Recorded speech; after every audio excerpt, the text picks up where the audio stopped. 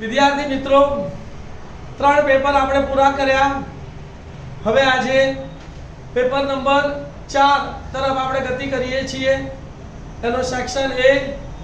ધ્યાન આપજો. શું કહે છે? સૂચના વાંચવાની હવે જરૂર નથી. નીચેના વિધાનો ખરા છે કે ખોટા તે જણાવવાનું છે.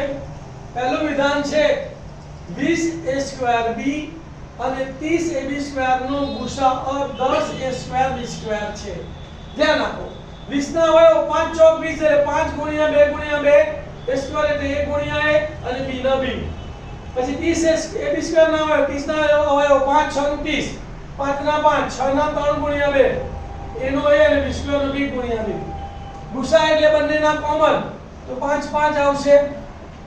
પછી 2 અને 2 આવશે. પછી a અને a આવશે. b અને b આવશે. તો કેટલો કોમન આયા? 10ab. અહીંયા આપણો ગુસા કેટલો આવ્યો? 10. અહીંયા કેટલો કીધેલો છે?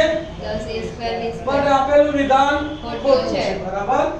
નંબર 2, n ઘાત વાળી બહુપદીને મહત્તમ n+1 શૂન્યો છે. તો હવે ધ્યાન આપો. જો n ઘાત વાળી દ્વિઘાત બહુપદી હોય ને તેને n+1 શૂન્ય મળે. ત્રિઘાત બહુપદી હોય તો એને પણ n+1 શૂન્ય મળે. પણ સુરેખ બહુપદી લઈએ આપણે તો એને એક જ શૂન્ય મળે છે. એને n+1 શૂન્ય મળતા તો સુરેખ બહુપદી માટે આ વિધાન કેવું છે? ખોટું. તો માટે આ વિધાન પણ કેવું આવશે? નંબર 3, sin² θ cos² θ બરાબર 1 નો વર્ગ.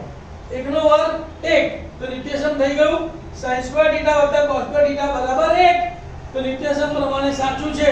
તો માટે આપેલ વિધાન સાચું છે. cosec 90 - a બરાબર sec a. સૂત્ર છે કે cosec 90 - θ બરાબર sec θ. તો માટે આ પણ વિધાન કેવું છે? સાચું છે.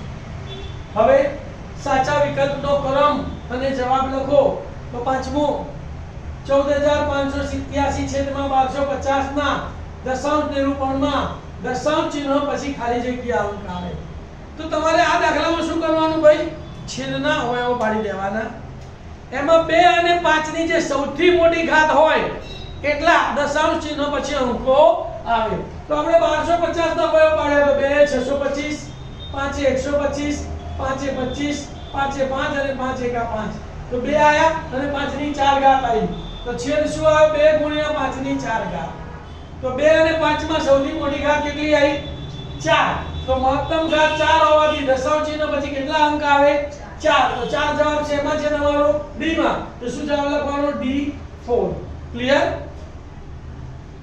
છઠ્ઠી ખાલી જગ્યા જુઓ. સમીકરણ યુગ્મ 4x + 3y બરાબર 14 અને ખાલી જગ્યા ના આલેખ સમાંતર રેખા છે.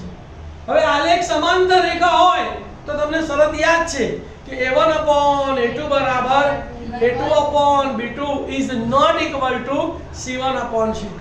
એટલે કે x અને y ના સહગુણકો સરખા હોવા જોઈએ અને અચળ પદ અલગ હોવું જોઈએ. તો આપણે ચેક કરીએ અહીંયા. ચલો 3x + 4y તો અહીંયા 4x + 3y છે એટલે આ નહીં આવે. અહીંયા 8x + 6y 2 વડે ભાગી નાખો તો શું થાય? 4x + 3y બરાબર 14. 4x + 3y બરાબર 14. બધું સમાન આવે છે એટલે આ પણ નહીં આવે. 12x + 9y 3 વડે ભાગી શકાય છે. 3 વડે ભાગી નાખીએ તો 3 ચોક 12, 3 તરી 9 અને 14 તરી 42 એટલે કે 4x + 3y બરાબર 14. 4x + 3y બરાબર 14. આ પણ સમાન છે. આ પણ નહીં આવે. પહેલો 3 નહીં આવે તો વધ્યો D. તો આપણો જવાબ કયો સાચો હશે? D. પછી આની કોઈ ગણતરી કરવાની જરૂર નથી. તો કયો જવાબ આવશે? D.